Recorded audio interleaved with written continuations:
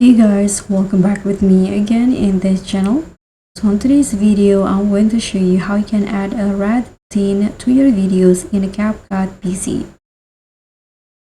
So if you want to add a red theme for that warm, dramatic or aesthetic vibe, this quick tutorial will show you exactly how you can add it easily. So what you need to do first, not add your video first, you can just go to text and add a default text first, and in here you can just write anything.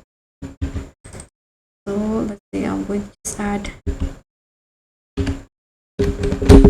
alright,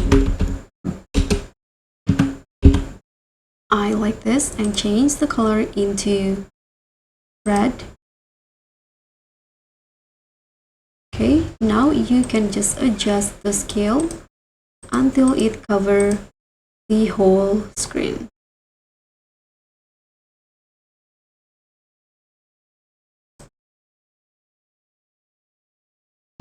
So after this, you can just add your videos into the timeline. Let's say I want to add this one in here. You can just drag it, up here on the overlay. So after this, you can just click on the video and find the blend option. Now you can just reduce the opacity and you'll see the red tint on your video. You can adjust it to how you like it. And next, you can just adjust the red tint or the text to match with the video duration.